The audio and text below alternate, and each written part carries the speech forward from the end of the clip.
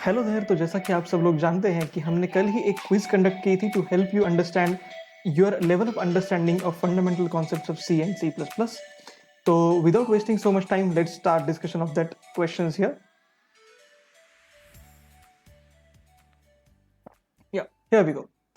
So this was the first question जिसमें आपको pre increment, post increment और pre decrement, post increment इन सब क्वेश्चंस के इन सब कॉन्सेप्ट्स के बेसिस पर आंसर करना था। तो काफ़ी सिंपल सा सवाल है। इस पर मैंने एक वीडियो बनाया था और हमारे प्रीवियस सी के कोर्सेज में भी मैंने इसका एक फोटोग्राफर और एप्पल वाला मेथड बताया था, जिससे आपके इस तरह के कोई भी सवाल गलत नहीं हो सकते।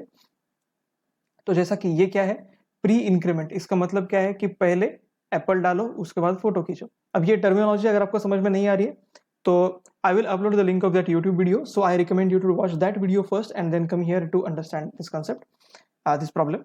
तो यहाँ पर देखो प्लस प्लस ए है, तो सबसे पहले ए की वैल्यू कंसिडर क्या हो जाएगी, 3, और वैल्यू स्टोर क्या हो जाएगी, 3। यहाँ पर लिख देते हैं ए की वैल्यू है 3, राइट। उसके बाद फिर से प्लस प्लस ए, तो अब कंसिडर क्या हो जाएगी 4, और वैल्यू यहाँ पर भी क्या हो जाएगी 4, because it is pre increment operator. उसके बाद यहाँ पर है बी माइनस इक्वल टू, इसका मतलब है कि पहले इस सब को कैलकुलेट करो और बी में से उसे घटा दो। लेकिन बी की वैल्यू यहाँ पर क्या है पहले देखना पड़ेगा। इस स्टेप के बाद बी की वैल्यू क्या है, 3 + 4 विच इज 7। तो यहाँ पर मैं नोट डाउन करता हूँ, बी की वैल्यू 7 है। और हम यहाँ पर राइट टू लेफ्ट मूव करते हैं प्रोग्रामिंग में, तो पहले इसे कैलकुलेट करना पड़ेगा। तो बी प्लस प्लस ये क्या है, पोस्ट इंक्रीमेंट, इसका मतलब पहले फोटो खींचो उसके बाद एप्पल डालो। तो फोटो खींचते ही बी की वैल्यू क्या हो जाएगी 7, यहाँ पर कंसिडर हो जाएगा 7, और बी की वैल्यू 1 से बढ़ गई, फोटो खींचने के बाद एप्पल डाल दिया, दैट इज 8।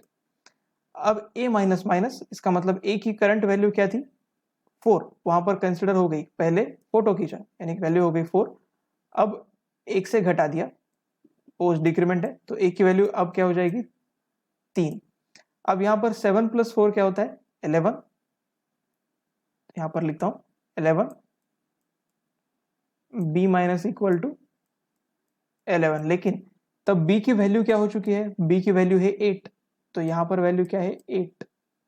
तो अब बी की जो नई वैल्यू होगी, बी इज इक्वल टू क्या हो जाएगा, बी की पुरानी value which was 8 minus sum of these terms which is 11।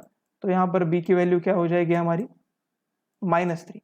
तो जहां पर -3 दिखे वो टिक मार दो। अगर आप इंटरव्यू सॉल्व कर रहे हो, टाइम कम है, अगर आपको ढंग से सॉल्व करना है तो ए की वैल्यू भी सॉल्व कर सकते हो। पहले 2 थी, उसके बाद 3, फिर 4, यहाँ पर हमने लिख भी रखा है, और फिर से डिक्रीमेंट होने के बाद 4 से 3। सो 3 -3 इज द राइट आंसर। इस तरीके से आपको ये सवाल सॉल्व करना है। अगर आपको प्रॉब्लम है तो जैसा मैंने कहा, वो वीडियो एक बार देख लीजिए, या फिर आप किसी हमारे इजी कोडर स्टूडेंट से भी पूछ सकते हैं, क्योंकि ये हमने अपनी सी बैच में पढ़ाया था और ये हम अपनी everything about C plus plus batch में फिर से एक बार रिवाइज करने वाले हैं।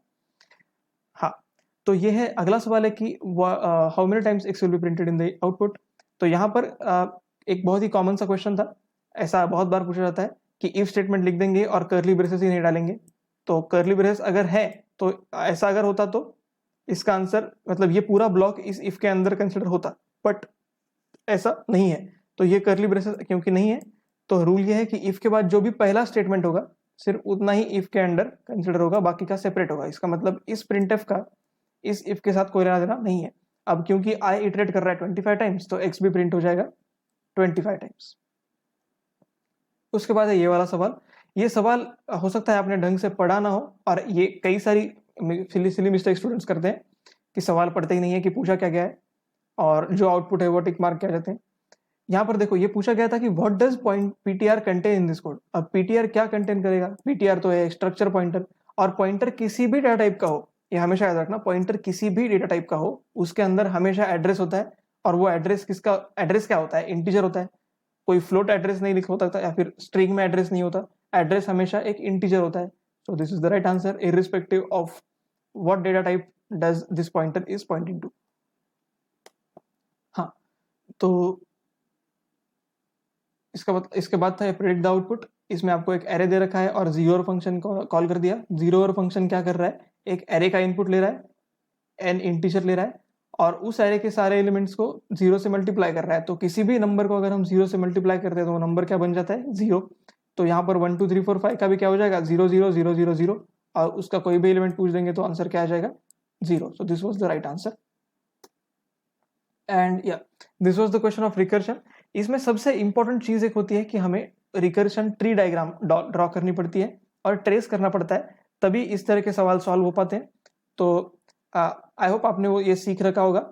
और अगर आपको लग रहा है कि ये आपको नहीं आ रहा है या आपको रिकर्शन ट्री फिर सीखने की जरूरत है, तो yes, you must first revise and learn in a well manner how to draw a recursive diagram, and you should practice a lot on basic concepts first।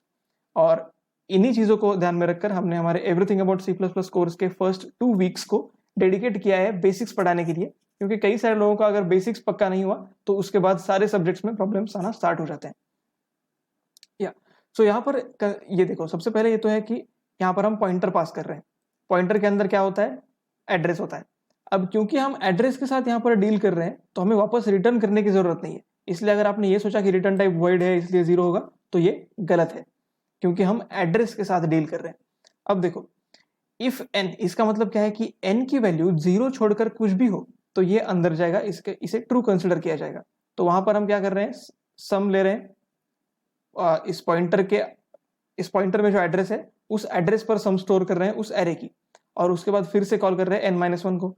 तो n की वैल्यू पहले क्या है हमारी 5, तो अगर मैं इसे लिखूं 1 2 3 4 एंड 5, तो सबसे पहले क्या हो जाएगा? इस सब पर कॉल हो रहा है फंक्शन, आपने अगर देखा होगा n के लिए, तो इसका सम क्या आ जाएगा?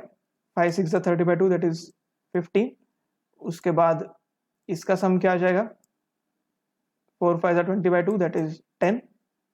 उसके बाद इसका सम क्या आ जाएगा? 3 4 12/2 दैट इज 6। इसका सम आ जाएगा 3, और इन द एंड इसका सम क्या आ जाएगा? अकेला नंबर है तो 1 होगा। अब अगर इसे आप टोटल कैलकुलेट करेंगे तो 3 + 1 4 + 6 10 और 5 15, यहाँ पर आ गया डेसिमल प्लेस पर 1, तो ये हो जाएगा 35 इसका राइट आंसर। That's it. और उसके बाद ये सवाल जैसा मैंने पहले भी बताया था कि पॉइंटर किसी भी टाइप का हो या किसी भी डेटा टाइप का हो, वो हमेशा उसके अंदर क्या कंटेन करता है? एड्रेस। तो ये डिपेंड्स अपॉन डेटा टाइप तो हो ही नहीं सकता। अब यहाँ पर देखो, how much memory does a pointer consume, तो पॉइंटर उतनी मेमोरी कंज्यूम करेगा जितनी एक इंटीजर को लगती है। अब इंटीजर को कितनी मेमोरी चाहिए, ये किस बात पर डिपेंड होगा? कि उसकी मशीन कितने बिट की है। अगर 32 बिट की है या 64 बिट की है, उस पर डिपेंड होगा कि एक पॉइंटर की मेमोरी कितनी होगी। So C is the right answer and not this, not this. So और उसके बाद ये वाला एकदम आसान सवाल था। ये हो सकता अगर आप डायरेक्टली इसे एग्जाम्पल के थ्रू भी करते तो भी आपको समझ में आ जाता। कोई भी एक एग्जाम्पल ले लो, सॉर्टेड एरे का 1 2 3 4, उसे आपको कितनी बार स्वैप करना पड़ेगा मिनिमम? तो पहले इन दोनों को स्वैप करो तो ये हो जाएगा 4 1, और फिर इन दोनों को स्वैप करो तो ये हो जाएगा 3 2, तो ये हो गया एरे रिवर्स। अब इसकी साइज 4 है, उसके n/2 कर दिया तो ये हो जाएगा 2। अब कुछ लोगों को लग रहा होगा कि अगर ऑड नंबर होगा तो क्या हो जाएगा? तो देखो, ऑड नंबर अगर है, मान लो यहाँ पर 5 होता, तब मिडल एलिमेंट जो है उसे आपको क्या कहते हैं करने की जरूरत है ही नहीं, सिर्फ 1 और 5 को करो, 2 और 4 को करो, काम हो गया। तो ये भी 5/2 विच इज 2.5। और सी में हम कंसिडर क्या करते हैं? सिर्फ इंटीजर, क्योंकि साइज जो है वो n है तो वो इंटीजर है, और integer upon integer is integer according to C. तो यहाँ पर आंसर आ जाएगा डायरेक्टली n/2। हाँ, यहाँ अगर पाइथन होता तो आपको इंटीजर पार्ट के लिए n//2 लिखना पड़ता, but since we are referring to C programming, तो यहाँ पर n/2 आंसर आ जाएगा। और ये फैक्ट बेस्ड क्वेश्चन है कि string is not a separate data type in C, तो यहाँ पर आंसर हो जाएगा फॉल्स। सी में स्ट्रिंग एक कैरेक्टर है का नाम होता है जिसके एंड में /0 होता है। और in C main function can have character type. Yes, I don't know when you learn C programming you have tried this or not, but I recommend you to try this once. आप एक बार main function लिख लो, उसका return type कैर लिखो, और return 0 की जगह पर return और इन्वर्टेड कॉमा में a लिख दो, तो आपका एकदम मक्खन प्रोग्राम चलेगा, कोई प्रॉब्लम नहीं आएगा। तो और ये हो सकता है कि आपको पूछा जाए, किसी ग्रुप डिस्कशन में काम आ जाए, या फिर इंटरव्यू के राउंड में भी पूछा जा सकता है। तो इसका आंसर ट्रू हो जाएगा। और you can create your own header file in C. Yes, even in our batches हमने वो प्रोग्राम भी लिया था जिसमें हमने खुद की हेडर फाइल बनाकर वो फंक्शंस डायरेक्टली मेन में कॉल किए थे। तो अगर आपने हमारा कोर्स कर रखा है तो आपको पता होगा, या हो सकता है आपने पहले भी कहीं और से सीख रखा होगा। And if you think you need to learn it again, then you are most welcome in our everything about C++ course. Yeah.